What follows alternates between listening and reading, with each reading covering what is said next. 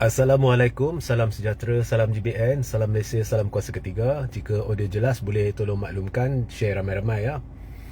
Dan sertai Telegram saya, Regi J. Ritaudin. Sana banyak pemaklumannya yang saya buat.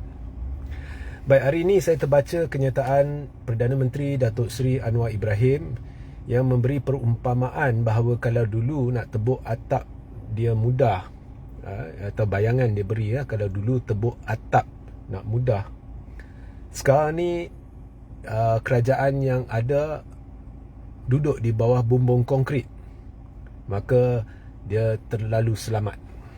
Okey. Dan kemudian Perdana Menteri berkata tidak ada pertelingkahan dalam kerajaan antara menteri-menteri dia, semuanya harmoni. Dan kemudian Zahid Hamidi pula menambah bahawa parti-parti dalam kerajaan, blok kerajaan ni, dia semuanya bersatu padu. Okey, di sini pertama sekali lah, selaras dengan tajuk ya, bumbung konkrit jangan fikir tak boleh berlubang ya.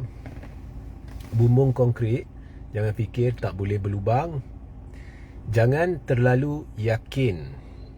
Dan konkrit ni bila dia dah berlubang, bila dia jatuh, dia punya impak dia lebih besar. Okey. So itu komen saya secara am. Secara spesifiknya nak kata semuanya harmoni, ini tidak benar ya. Ini tidak benar. Kalau ianya benar, apabila contohnya kita ambil UMNO, apabila Zahid membuat satu mesyuarat MKT tergempar untuk mengisytiharkan bahawa UMNO akan kekal sokong kerajaan perpaduan, maknanya Zahid buat komitmen semula, dia akan ada di sekeliling dia MP-MP. Kerana jika tidak ada di sekeliling dia MP-MP, maka timbul tanda soal mengapa dia buat mesyuarat MKT tergempar dan hanya MKT yang mengeluarkan kenyataan.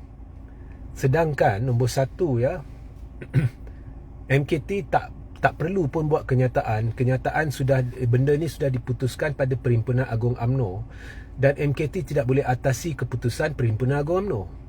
Kedua, dasar parti tidak semestinya diikuti oleh ahli-ahli parlimen dari sudut mereka sokong ke tidak Perdana Menteri.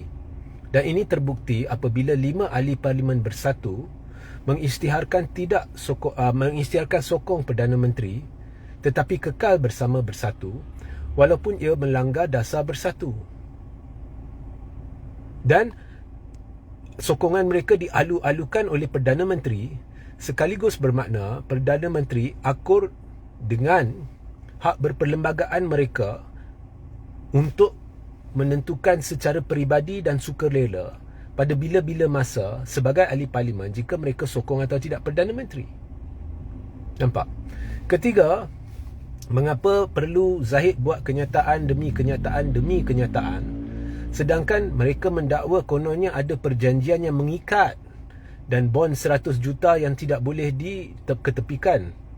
Ya, kalau benar perjanjian tu mengikat dan bond 100 juta tu tidak boleh diketepikan, jadi buat apa perlu buat kenyataan hari demi hari? Dan ini dah dalam 2-3 minggu ni banyak kenyataan yang dibuat oleh kerajaan Anwar, Zahid ya, dan sebagainya. Jadi ini adalah kenyataan-kenyataan bukannya dari pembangkang. Kalau kita kira jumlah kenyataan pembangkang dalam hal ni dengan tahap kecemasan yang kita dapat bayangkan menerusi kenyataan-kenyataan blok kerajaan, nampaknya blok kerajaan ni bimbang. Kalau dah kata bumbung itu konkrit dan tidak boleh ditebuk macam atap, jadi mengapa orang yang duduk dalam bumbung konkrit ni paling banyak bercakap berkenaan dengan perkara tu daripada melaksanakan tanggungjawab sebagai kerajaan untuk mengurangkan kos sara hidup dan mengatasi krisis-krisis yang melanda yang terburuk dalam sejarah? So saya dah jelaskan dalam live-live yang lepas, perjanjian itu tidak mengikat, dan saya pun dah jelaskan mengapa. Malah live semalam je saya dah jelaskan sejelas-jelas mungkin. Okay, so tak payah nak ulang kat sini. Ada kebimbangan yang tahap kebimbangannya serius. So di dalam UMNO pun kita dapat bayangan, kita dapat gambaran tidak ada harmoni antara MP-MP dengan kepimpinan. Dan bukan kepimpinan parti yang tentukan sama ada kerajaan ni kuat ke tidak. Yang tentukan adalah ahli-ahli parlimen. Ya? Kalau Anwar berani sanggah kenyataan saya, sedangkan Anwar sendiri secara tidak langsung mengaku bahawa ianya keputusan ahli-ahli parlimen, apabila Anwar dengan sukarela dan dengan rasa bersyukur menerima sokongan 5 ahli parlimen bersatu yang telah melanggar dasar parti. So ini menunjukkan Zahid boleh buat kenyataan apa dia suka, Anwar boleh buat kenyataan apa dia suka, but keputusannya adalah di dalam tangan ahli-ahli parlimen. Jadi bila kita nak cerita kestabilan kerajaan, kita kena tanya keseluruhan ahli-ahli parlimen. Kerana insiden 5 ahli bersatu tu, ahli parlimen bersatu, menunjukkan parti boleh bercakap apa dia suka, tetapi realitinya berbeza. Bersatu boleh cakap apa dia suka, dia kata dia stabil, dia apa, tapi 5 ahli parlimen bersatu boleh buat benda sebaliknya. Jadi kalau Anwar boleh cakap apa dia suka, mana tahu esok ada beberapa ahli parlimen PKR buat perkara yang bertentangan dengan apa yang Anwar cakap. Amanah boleh cakap apa dia suka, mungkin esok ada beberapa ahli parlimen Amanah membuat perkara yang bertentangan. Begitu juga UMNO, begitu juga parti-parti lain. So itu maksud saya. Bumbung itu kalau dah konkret, buat apa dalam bumbung orang yang duduk dalam bawah bumbung konkret ni paling banyak bercakap berhubung dengan isu akan berlaku perubahan, bukannya pembangkang yang melontarkan kata-kata setiap hari. Nampak? So, ini sebenarnya mereka sedang meningkatkan syak, ya, mengukuhkan syak, bahawa ada sesuatu yang sedang membimbangkan mereka. Ada sesuatu yang sedang membimbangkan Zahid. Ada sesuatu yang sedang membimbangkan Anwar. Dan perkara yang membimbangkan adalah hak berperlembagaan, hak demokratik ahli-ahli parlimen untuk menentukan berdasarkan suara rakyat. Sebab mereka wakil rakyat. So berdasarkan suara rakyat, hak berperlembagaan, hak demokratik mereka untuk menentukan perlukah kerajaan ini diteruskan. Ya, bukannya parti. So isu 5 ahli parlimen bersatu sokong kerajaan itu adalah bukti bahawa Zahid, Anwar, Muhammad Sabu, semua yang duduk ada dalam kerajaan, Lim Kit Siang, Lim Guan Eng, terima dan bersetuju bahawa pada bila-bila masa ahli parlimen boleh memutuskan secara sukarela, secara peribadi, adakah mereka masih sokong Perdana Menteri atau tidak. Mereka sendiri secara tidak langsung sudah bersetuju. So, ini terpakai untuk ahli parlimen blok pembangkang dan untuk ahli parlimen blok kerajaan. Kerana perlembagaan tidak membezakan ahli parlimen blok pembangkang, ahli parlimen blok kerajaan dalam soal sokongan terhadap Perdana Menteri. Dia hanya rujuk kepada ahli parlimen.